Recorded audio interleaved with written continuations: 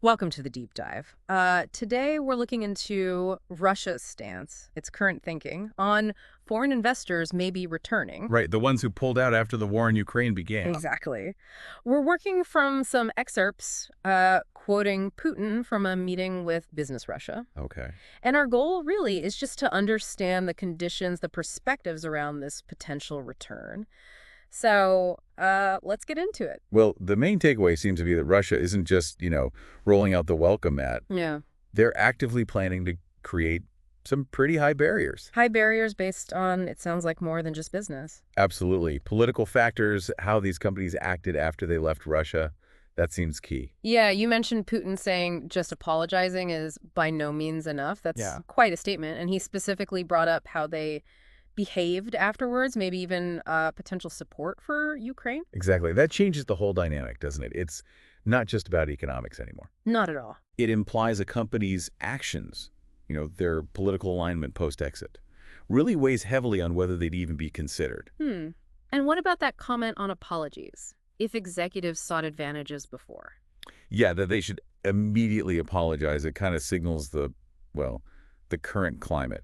Less tolerance, perhaps. And maybe ties into protecting their own companies, Russian corporations. I think so. It fits with this idea of shielding domestic businesses from, strong foreign competition that might want to come back in. Okay, so the departure of these big international names might have actually opened up space for Russian firms. Precisely. So bringing them back isn't just about filling slots. It has to be strategic. Right, which leads to that pragmatic point. They'll only allow a return if it's advantageous for Russia. That's the bottom line. It gives them, huge leverage. And if it's not seen as advantageous, Then apparently any pretext is valid to block them.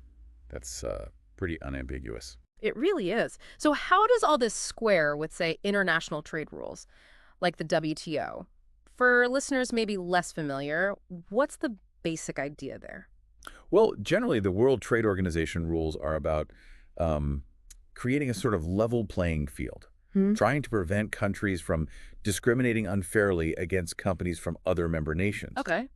Russia's approach here, well, it suggests they're ready to potentially argue their case, maybe outside those typical frameworks, if it serves what they see as their national interest. And they seem ready for a long argument, mentioning court battles for at least 15 years. Yeah, that indicates they're not expecting a quick resolution or easy acceptance. It's a long-term view, and that obviously has big implications for global business. Definitely. It's such a contrast, though. You had all these Western companies leaving, often because of sanctions linked to the war. Right, a huge exodus. But then reports suggest the Russian economy actually kept growing, mostly by shifting towards war production. That unexpected resilience Yeah. probably makes them feel more confident in setting these tough terms. They don't seem to feel economically desperate for this investment right now. Which might explain the official optimism we hear from Russia, that these companies will eventually come back after the conflict. It could be.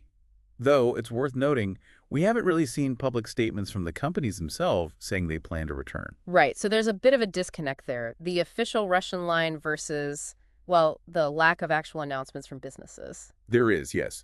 The official story anticipates a return, but the conditions being laid out paint a picture that's much more complex, potentially quite restrictive for foreign capital going forward. Okay, so for you listening, the key things to take away. Russia's approach is very conditional. It's not just about money. No. Political actions, past behavior, they seem just as critical, maybe more so. And this stance obviously has big long-term implications for how international business might operate with Russia in the future. Definitely. And remember that gap between the official optimism from Moscow and the relative silence from the companies that left. It's really interesting how much Russia seems to be dictating the terms here, prioritizing their national interest as they see it over maybe more traditional open market ideas. It is. It's a clear signal. So here's a final thought for you to consider, given everything we've discussed, these conditions. What might foreign investment in Russia actually look like down the road, even assuming the conflict in Ukraine ends? What factors, maybe beyond just government statements, will really drive those decisions for the companies themselves?